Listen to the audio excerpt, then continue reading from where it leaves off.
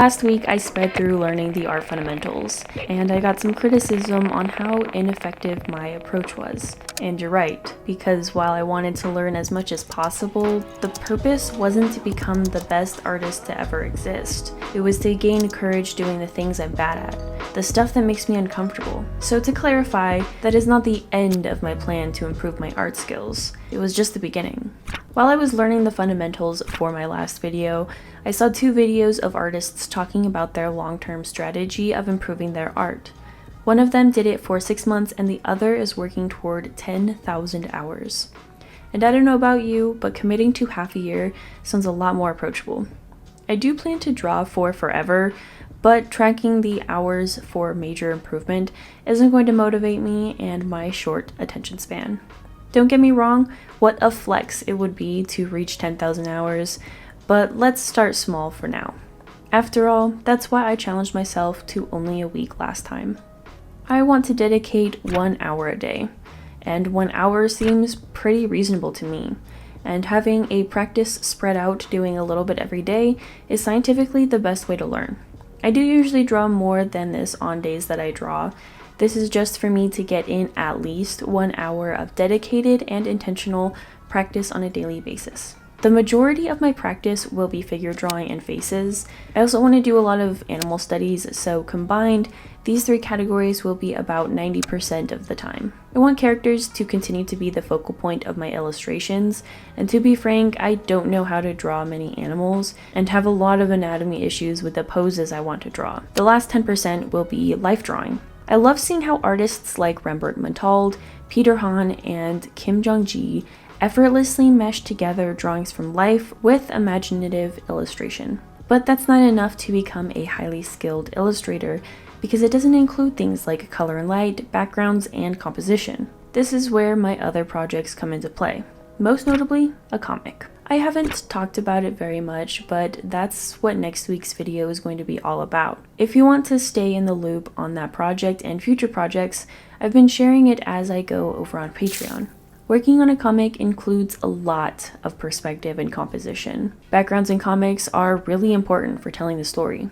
I've wanted to create a comic since I was a child, but when I would come up with the story and start drawing it out, I struggled with understanding backgrounds and refused to make them all together. When I did try to draw backgrounds, they didn't make any sense and left me feeling defeated. After relearning perspective last week, I'm determined to finally make a webcomic and make my childhood dreams come true.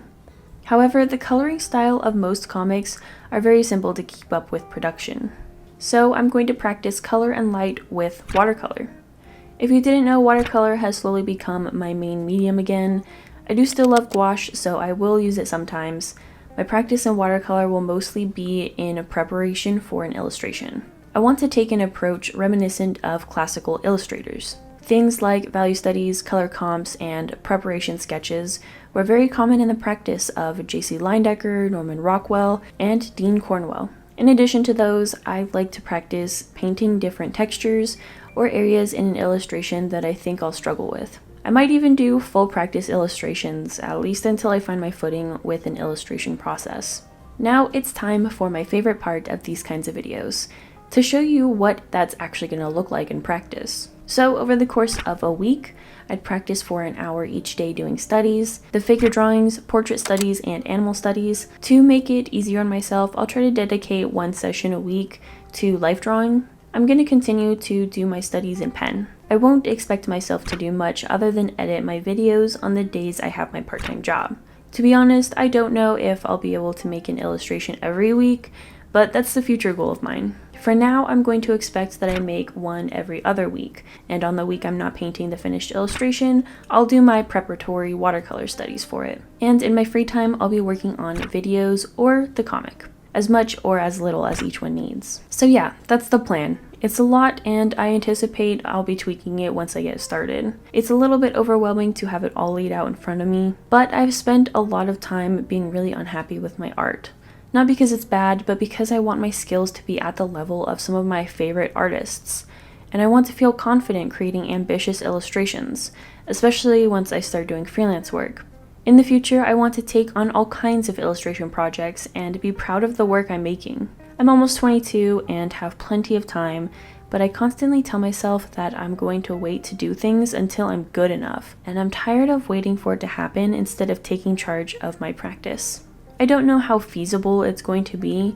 I have a lot going on right now, including moving, which is why I set myself up with a Notion workspace. I'm not sponsored, but when my schedule gets really chaotic, I find it easiest to organize it all in Notion. I'll probably make a template of my workspace once I've made cute icons and banners for it. But I just wanted to quickly point out how valuable it is to get organized for your ambitious goals. I love to take on projects that are too big for me. So I'm going to really have to focus on creating a routine that helps me stay organized and focus on the next most important steps. If you're interested in leveling up your art this year, you can check out a Notion page I made with a bunch of resources for learning the fundamentals. That will be linked in the description and it's free. Or you can watch last week's video for a little bit of a crash course. Thanks for watching and I will see you next time. Bye.